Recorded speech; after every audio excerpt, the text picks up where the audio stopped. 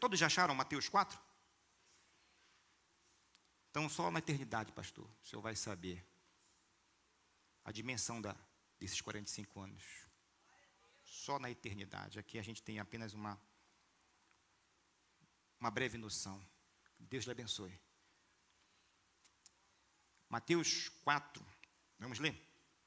Bom, como é a última mensagem do ano, vocês vão me dar mais uns 10 minutos depois, né, meio-dia. Todo mundo já está com o almoço feito. Então foi conduzido Jesus pelo Espírito ao deserto para ser tentado pelo diabo, tendo jejuado 40 dias e 40 noites, depois teve fome. Chegando-se a ele, o tentador disse-lhe: se tu és o Filho de Deus, manda que estas pedras se tornem em pães. Ele, porém, respondendo, disse: está escrito, nem só de pão viverá o homem, mas de toda a palavra que procede da boca de Deus.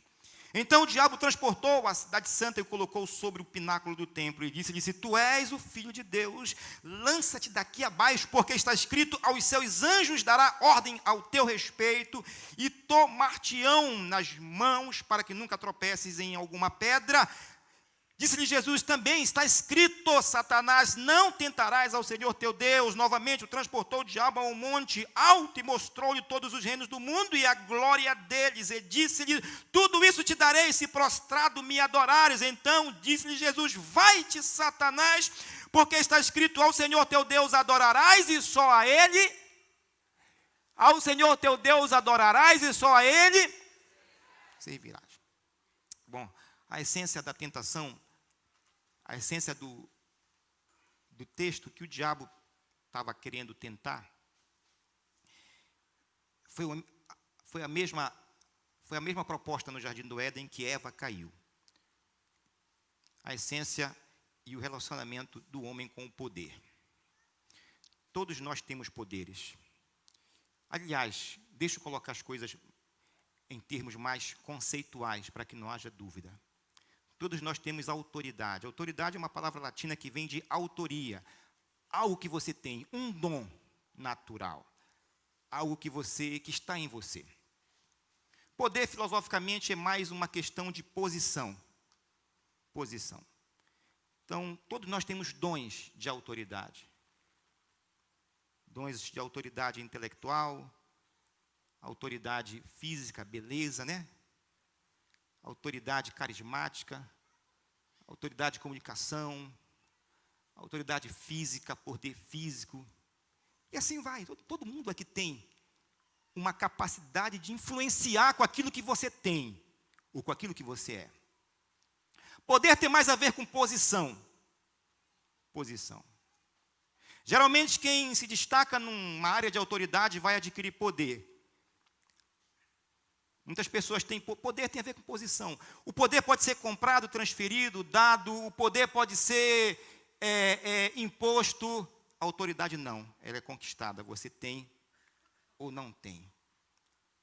Muitas pessoas, geralmente quem tem autoridade vai alcançar o poder, mas quem tem poder geralmente não tem autoridade. Então, quem tem poder e não tem autoridade só vai ficar no poder por um período, porque a sua incompetência vai tirá-lo daquela posição por não ter autoridade. A autoridade está na pessoa.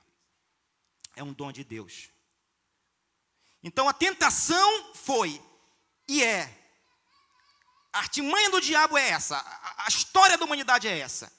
A relação do homem com o poder. Ou eu estou usando o meu poder e autoridade para servir as pessoas, ou eu estou usando o meu poder e a autoridade para me servir, a mim e a quem está comigo. Essa é a história da humanidade. É a relação do homem com o poder e com a autoridade. Essa é a história da humanidade. Sumérios, acadianos, assírios, hititas, babilônicos, todos os impérios. Médos e persas, gregos, romanos, bizantinos, otomanos, islâmicos, incas, astecas e maias, os impérios europeus. O G7 de hoje sempre foi assim. Impérios, o mais forte, usando o seu poder para se valer, para explorar o mais fraco. Sempre foi assim, a nível de impérios, a nível de cidades, a nível de regiões, a nível de vilas e a nível de pessoas. Sempre foi assim, o homem é assim. Karl Marx tentou elaborar uma teoria achando que poderia inverter isso aí, ele piorou, criou algo mais monstruoso, porque ele não contava com a natureza humana. O comunismo é bonito na teoria, mas ele não contou com a natureza humana. Aí ele criou Stalin, criou Mao Tse Tung, criou outros piores. Sempre a história do homem foi essa. O ego do homem sempre vai usar o poder, o ego do homem sem Deus, sempre vai usar o poder para se servir. Sempre. Sempre. Sempre essa é a história da humanidade. Eu acho que nesse ponto os teólogos estão na frente dos sociólogos e dos outros profissionais, porque os sociólogos, eles suspeitam disso, nós temos certezas. Temos certezas que o coração do homem é mau. Jesus disse, vós que sois maus, sabem dar coisas boas aos seus filhos.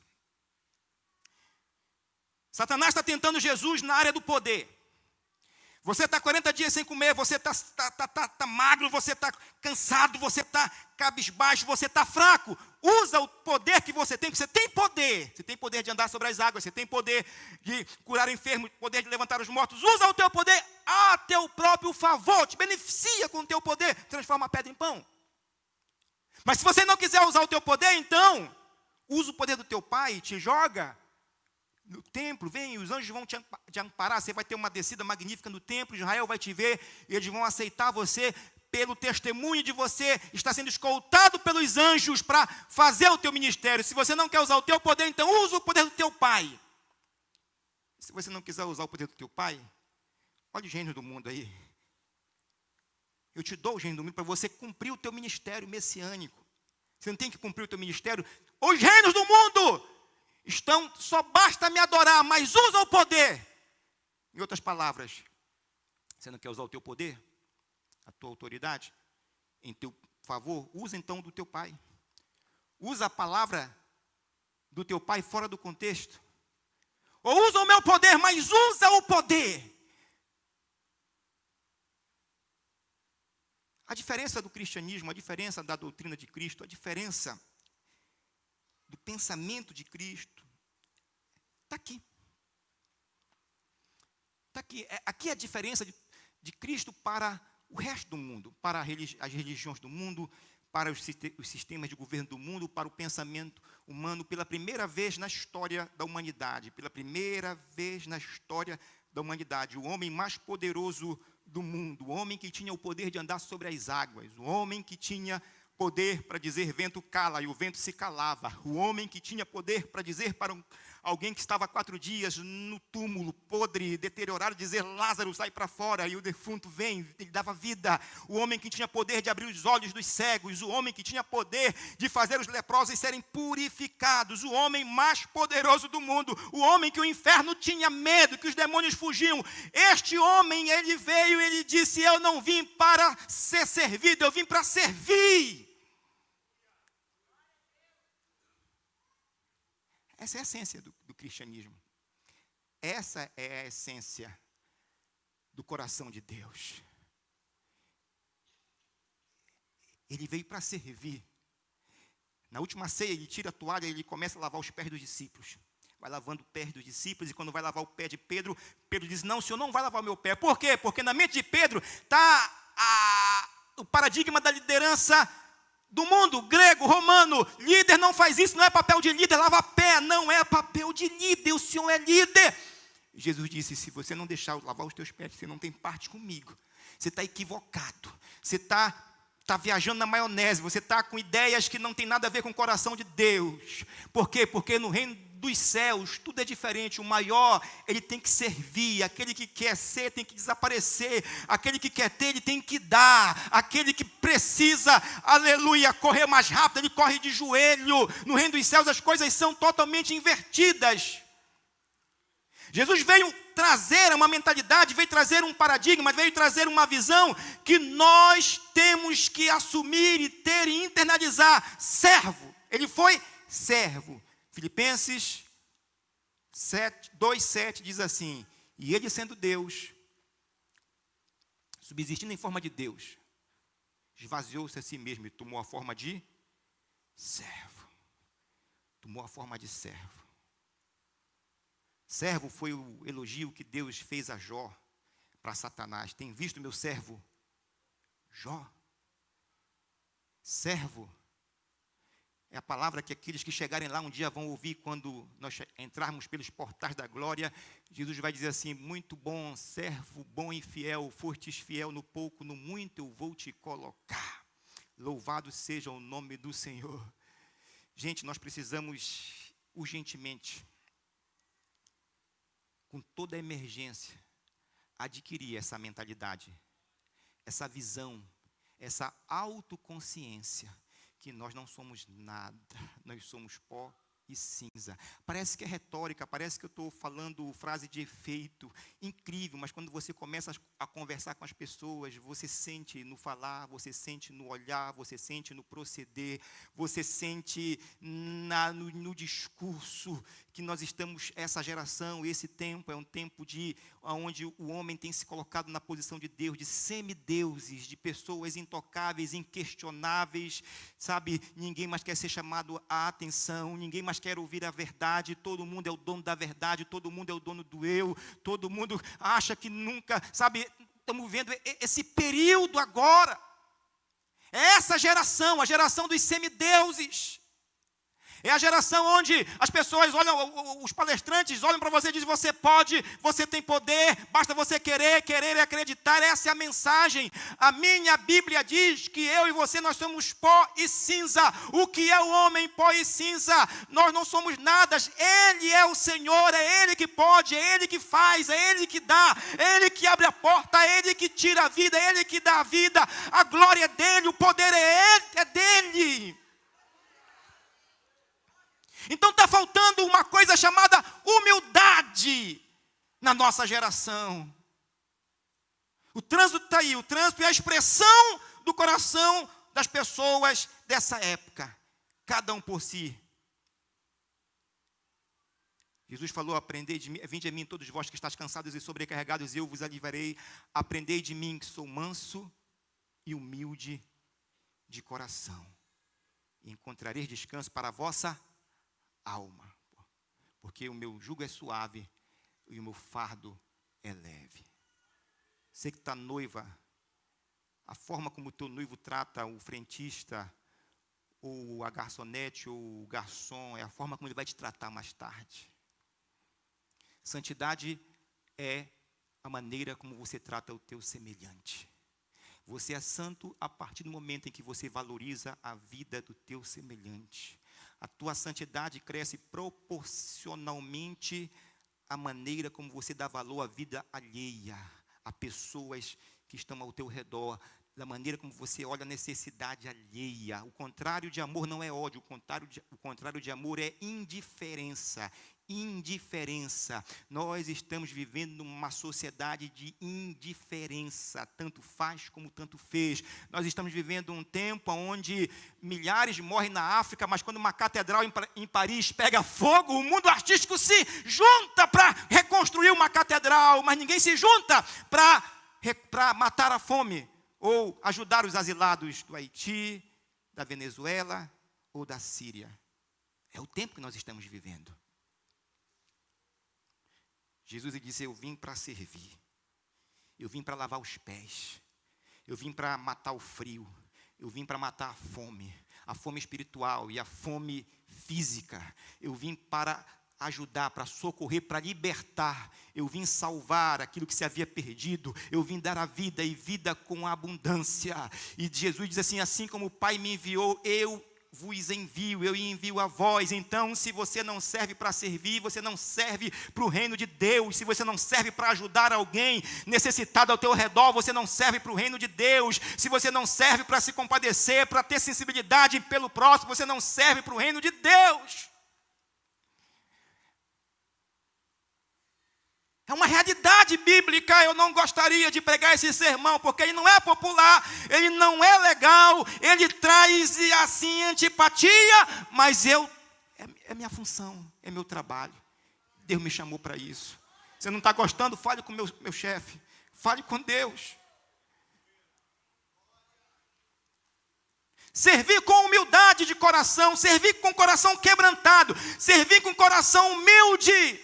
É um privilégio servir a Deus. Eu olho para a carta de Apocalipse, João escrevendo, ele vai escrever, ele vai dizer assim: eu, último apóstolo, a maior autoridade viva da igreja, fiscal das igrejas. Ele vai escrever Apocalipse, ele vai dizer assim: eu, servo de Jesus Cristo, aos irmãos, meus irmãos. Ele nunca se coloca acima. Ele nunca se coloca como dono. Ele nunca se coloca como superior. Ele nunca se coloca como... Não, ele se coloca como servo. Servo. Eu nem sei você, mas eu quero ser servo e nada mais. Servo e nada mais. Essa é a primeira posição, essa é a primeira lição que Jesus nos dá para o serviço divino. Você quer servir a Deus?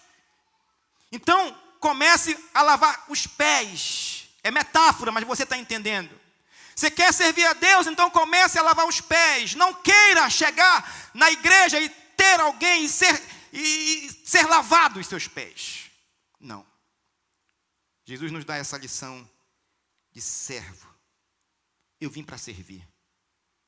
Eu vim para servir. Eu vim para servir. Mas há uma segunda lição que Jesus nos ensina.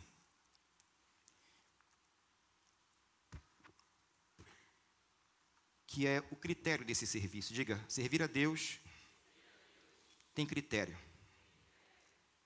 Bom, pastor, eu quero servir a Deus com humildade, quero servir a Deus com sinceridade.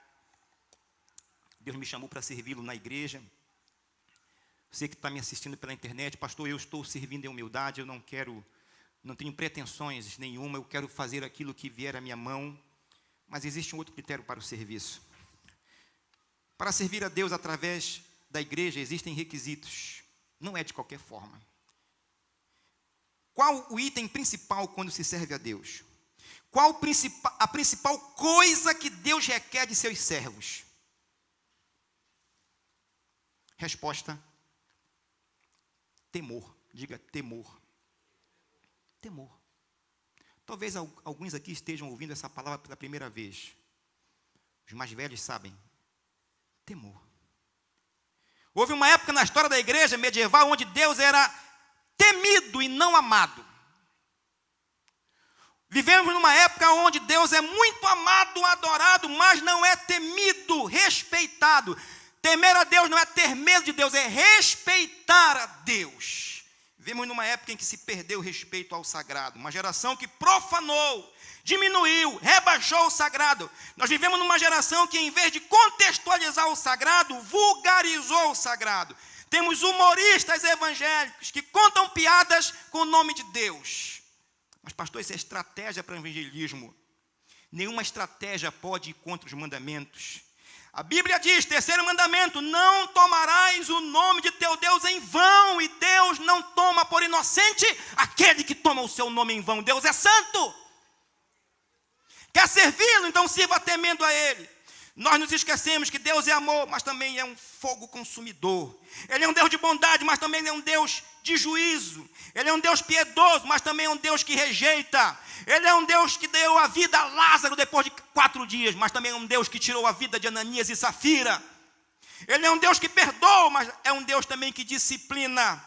Temer não é ter medo de Deus, mas respeito a Ele e a sua palavra, e aos seus princípios, e aos seus mandamentos. Temer é respeitar a onipresença de Deus, o lugar onde Ele é invocado. Por quê, pastor Gerson? Porque nós não pecamos somente contra Deus. Cada um de nós, quando pecamos, e nós pecamos, eu peco, sou pecador, mas cada um de nós, quando pecamos, nós pecamos na presença dEle. Na presença dEle.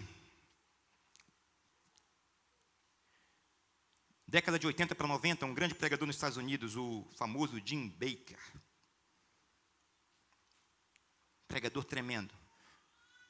Líder de um ministério gigantesco na América. Foi preso por corrupção, condenado a 5 anos no presídio de Minnesota, Estados Unidos. O famoso pregador John Bevere, foi visitá-lo na cadeia. Conversou com ele e perguntou: quando foi que o senhor deixou de amar a Deus? e disse: eu nunca deixei de amar Deus, sempre amei a Deus, eu deixei de temê-lo.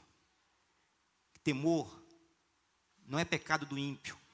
O ímpio não pode pecar contra Deus por falta de temor, porque o ímpio não conhece a Deus. Temor é pecado de quem serve a Deus. O fluir dos dons não é termômetro do meu ministério, mas o temor a Deus. Por isso Davi, no Salmo 86, versículo 11, diz assim: ensina-me, Senhor, o teu caminho e andarei na tua verdade. Une o meu coração ao teu temor. Amor e temor têm que andar juntos no serviço a Deus. Provérbios 15, 3 diz: os olhos do Senhor estão em todo lugar, contemplando os maus e os bons. Nós temos medo das câmeras de segurança, temos medo de que alguém descubra o nosso histórico de navegação no Google e nós apagamos. Temos medo de auditores fiscais, aí fraudamos documentos, fraudamos atas, fraudamos relatórios, notas fiscais, e descansamos, está tudo bem. Temos medo dos traficantes, temos medo da milícia, temos medo de bala perdida, temos medo que os nossos filhos sejam aliciados pelo tráfico, só não temos medo de Deus. A nossa geração perdeu o medo de Deus. Perdeu. O cara está em adultério e está pregando. O cara abandonou a mulher e está pregando. O cara está com a geladeira cheia de cachaça e vem tomar ceia. Ceia. Ceia. Perdemos o temor. Deus é uma brincadeira. Queremos servi-lo, mas servi-lo do meu jeito. Jeito legal, positivo.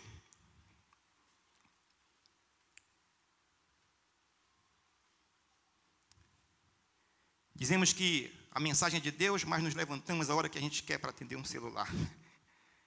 Nos tribunais você não vai com qualquer roupa, mas na igreja você vem como se fosse para a praia. Dizemos que Deus é santo, nós ouvimos e rimos das piadas evangélicas, Os serafins estão diante de Deus, eles cobrem a boca com as suas asas para dizer: santo, santo, santo é o Senhor dos exércitos, santo, santo, santo, santo é o Senhor dos exércitos. Jesus nos ensinou a orar: Pai nosso que estás nos céus, Deus é santo, mas a gente ri de piadas evangélicas que envolvem o nome de Deus. Se você for a Israel, você nunca vai ver o nome de açougue lá, Yahvé, bom de preço. Se você for a Israel, a Jerusalém, ou em Haifa, ou em Tel Aviv, você não vai ver lá um supermercado Yahvé, mas aqui no Brasil tem mercado açougue Bom Jesus, o nome de Deus está no para-choque da carroça, pegando lama. Pastor, isso é cultural, mas é a cultura que leva para o inferno. É por isso que a palavra vem para confrontar a cultura, a palavra vem para dizer o certo, e não há argumento. Deus é santo, Ele quer ser servido com temor. Temor. Temor. Temor. Se conhece aquilo que não é importante para uma sociedade por aquilo que as fazem rir. Alguém pela internet aí, eu sei que aqui não pode estar dizendo assim: pastor, o senhor está sendo muito duro. John MacArthur dizia que a pregação dura produz corações brandos, e a pregação branda produz corações duros. Nunca suaviza o evangelho, se a verdade ofende, então deixa que se ofendam. As pessoas passam a vida toda ofendendo a Deus, desde que se ofendam por um momento. Eu não prego para o teu futuro aqui na terra, eu prego para o teu futuro lá no céu. Eu, na eternidade, quero ver você na glória. Por isso que eu prego dessa forma.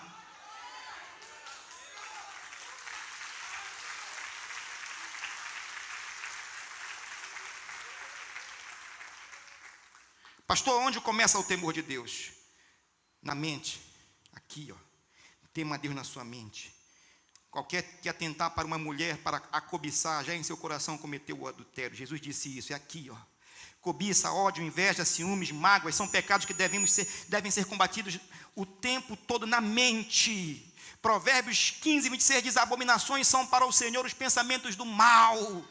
Colossenses 3:2 diz: pensai nas coisas que são de cima e não nas coisas que são da terra. 2 Coríntios 10:5 diz: destruindo os conselhos e toda altivez que se levanta contra o conhecimento de Deus e levando cativo todo entendimento à obediência de Cristo. Todas as vezes que o pecado, que o diabo manda uma seta, que vê um pensamento diabólico na tua mente, você pega a tua mente e diz: eu rejeito esse pensamento, eu rejeito esse sentimento. A minha mente é templo do Espírito Santo. Eu penso nas coisas que são de cima. Comece a glorificar a Deus, comece a cantar a Deus, comece a profetizar coisas boas. Domine a sua mente. Subjugue o seu pensamento à palavra de Deus. Diga ao fraco: eu sou forte. Eu sou forte. Eu sou forte. Eu sou forte em Deus. Eu sou forte em Cristo. Eu sou forte no Espírito Santo.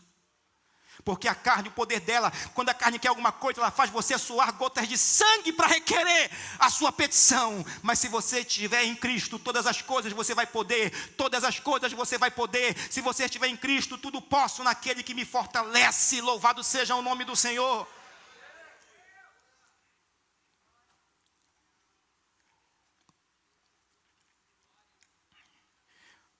Nas relações desiguais, tema a Deus com os desiguais. Muitos são perversos e desumanos. Muitas pessoas são grosseiras e cruéis com quem está abaixo deles.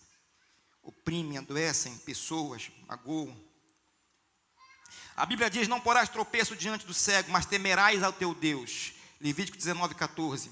A Bíblia diz: honrarás a face dos anciões, temerás a teu Deus. Levítico 19:32. Não cobrarás juros daquele que está em miséria, mas temerás ao teu Deus. Levítico 25:36. Todos esses casos e outros são casos de relações desiguais. Desiguais. Quando você trata alguém mal, quando você envergonha alguém, quando você constrange alguém, quando você oprime alguém, quando você destrói alguém, você está cometendo o pecado de falta de temor a Deus. E a Bíblia diz que Deus é pai de órfãos, Ele é juiz de viúvas, Ele é esposo de viúvas, Ele é pai de órfãos e Ele tomará a causa para si. Cuidado. Cuidado. Em primeiro lugar, o temor a Deus é a base para o operar sobrenatural de Deus em uma igreja, ministério, família ou qualquer lugar. Depois da correção de Ananias e Safira em Atos, na igreja em Atos 5:11, o texto diz assim, Atos 5:11, e houve um grande temor em toda a igreja, e em todos os que ouviram estas coisas, e muitos sinais e prodígios eram feitos dentre o povo pela mão dos apóstolos, e estavam todos unanimemente no alpendre de Salomão. Os milagres vieram quando houve o temor. E perseveravam na doutrina dos apóstolos, na comunhão e no partir do pão e nas orações. Versículo 43. E em cada alma havia temor. E muitas maravilhas e sinais se faziam pelos apóstolos. 2 Coríntios 7:1 diz assim: ora, irmãos, pois que temos tais promessas, purifiquemo-nos de toda imundície da carne e do espírito, aperfeiçoando a santificação no temor do Senhor. Hebreus 12:28, pelo que tendo recebido um reino que não pode ser abalado, retenhamos a graça pela qual sirvamos a Deus agradavelmente com temor e piedade. Segundo lugar, o temor do Senhor é o nosso guia nas soluções dos problemas. Diga problemas. Quem não tem problema aqui, levante a mão. Então porque todos nós temos problemas. Em áreas diversas. Sim ou não? Todos nós temos problemas. E conhecimento não resolve problema. Conhecimento é uma coisa, a sabedoria é outra. Assim como o ar é uma coisa e o vento é a mesma coisa, mas de forma diferente.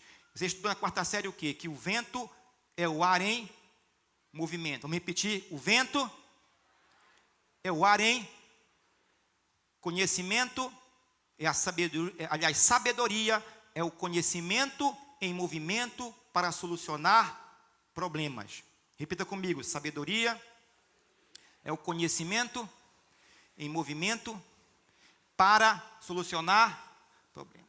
Tem gente que tem muito conhecimento, é preparado, estudou, mas não tem sabedoria para resolver nada. Sabe por quê? Porque falta o temor de Deus. Provérbios vai dizer, Provérbios 9:10, o temor do Senhor é o princípio da sabedoria. Sem temor a Deus, Deus não vai te dar sabedoria para resolver os teus problemas. Eles vão aumentar, eles vão te engolir. Então nós precisamos do temor do Senhor. Nós precisamos temer esse Deus, respeitar a presença desse Deus. Eu lembro da história do pastor Pon Yong-Chu. Pon Yong-Chu é o maior pastor da Coreia, maior pastor da igreja coreana. Deus disse para ele, construa um novo templo maior, e ele construiu um novo templo. Pegou um empréstimo gigantesco no banco, mandou fazer a igreja. Só que a renda não estava dando para resolver, para pagar o banco. E na Coreia, você é preso por dívida. Coreia do Sul, você é preso por dívida. O banco processou, a empresa processou o pastor, e o pastor tinha um mês para dar uma quantia exorbitante para pagar. Ele orava a Deus, Deus, eu fiz as coisas na tua direção, me dá uma sabedoria, me dá sabedoria, Deus. E os dias foram se passando, a igreja se reuniu e disse assim, pastor, nós vamos pagar a sua passagem para o senhor fugir para os Estados Unidos, porque não tem jeito, não tem de onde tirar dinheiro para pagar. Falta uma semana, o senhor vai ser preso. Pon Yong-Chu disse, não, Deus vai dar uma solução, Deus vai dar uma sabedoria, porque eu temo a Deus. No último dia para ele ser preso, uma voz falou com ele assim, vá, vista o seu melhor terno, sua melhor roupa. Pon Yong-Chu foi e colocou o seu melhor paletó. E a voz disse para ele, a voz do Espírito Santo, agora entre no seu carro e saia e vá ao lugar que eu vou te mostrar. Ele entrou no carro e foi para o lugar que... O Espírito Santo mandou ele parar em frente ao maior banco da Coreia. Ele parou. E a voz disse, agora suba, vá até o último andar e diga que quer falar com o gerente geral do banco. Ele subiu, foi até o último andar, chegou com a secretária e disse assim, eu vim falar com o gerente do banco. A secretária perguntou, da parte de quem? Qual empresa? Qual ministério? E uma voz falou no seu ouvido, diga a essa secretária que você veio da parte da maior autoridade da Coreia. E ele disse, eu vim da parte da maior autoridade da Coreia. Na mesma hora o gerente mandou ele entrar. E ele entrou e sentou de frente do gerente. Não está no livro isso, mas eu vou colocar. Eu acho que o Espírito Santo agora tire onda. Sente tirando onda. E ele sentou, olhou para o gerente e disse assim para o gerente. E não tinha nada na mente. Na hora Deus revelou. Diga revelação. O teu problema é um problema de revelação. Quando Deus revelar, quando Deus dá a solução, Deus disse assim, no coração dele, diga ao gerente, isso. Ele disse, seu gerente, como é que estão as contas do banco? E o gerente disse assim, o que é que você acha de amanhã, mais de 60 mil novas contas serem abertas aqui? Eu sou pastor da maior igreja da Coreia, eu tenho mais de 100 mil membros. E se eu convidá-los para abrir uma conta aqui? Aí o gerente abriu aquele olho assim, ó. Eu posso convidá-los, pedir para que eles abram 60 mil contas bancárias aqui, de empresário, física e jurídica. Aí o gerente ficou. Só preciso de um favorzinho, disse Pon Yong-Chu, preciso de um empréstimo. Coisa pequena para pagar uma construção que eu estou fazendo lá na igreja, um negócio, uma reformazinha. Quanto é? É tanto. Eu quero o maior prazo possível. Ele fez o empréstimo. No outro dia, Pon Yong-Chu convocou a igreja. Mais de 60 mil contas foram abertas no banco. E ele foi livre e a igreja foi inaugurada porque ele temia ao Senhor. O temor ao Senhor é o princípio da sabedoria. O temor ao Senhor é o princípio da sabedoria. Servir a Deus com temor é o critério que ele pede. Não é de qualquer maneira, não é de qualquer forma. É com temor, temendo os seus mandamentos. Finalizando, o temor do Senhor prolonga os dias na terra. Diga, o temor do Senhor prolonga os dias na terra. Pastor Cláudio Duarte já falou aqui que a gente, todo mundo aqui tem uma data para morrer. Nós estamos com uma senha. É igual aquelas senhas do shopping que apita, está pronto o negócio lá. Todo mundo. Alguns vão na frente, outros vão depois, e assim, ninguém sabe. Mas há uma promessa. Que o temor do Senhor aumenta os nossos dias. Abra a tua Bíblia em Provérbios, capítulo 10, versículo 27. Esse bebê está com fome, tá? Já vou acabar, tá, bebê? O pastor já está me olhando ali, eu já vou. Só mais uns minutinhos. Provérbios 10, 27. O que é que diz aí? Provérbios 10, 27. Provérbios 10, 27. O temor do Senhor aumenta os dias, mas os anos dos ímpios serão abreviados. Eclesiastes 3:3 diz: há tempo de nascer e tempo de morrer. Eclesiastes 8:8 diz: nenhum homem tem poder sobre o dia da sua morte. Provérbios 3, 1 e 2. Volte lá para Provérbios, abra Provérbios 3, 1 e 2. Diz assim: filho meu, não te esqueças da minha lei, e o teu coração guarda os meus mandamentos, porque eles ao quê? Ao teus dias, e te acrescentarão anos de vida, aumentarão. Só pode aumentar aquilo que já foi dado. Deus só pode aumentar aquilo que já foi dado. Fica de pé comigo em nome de Jesus.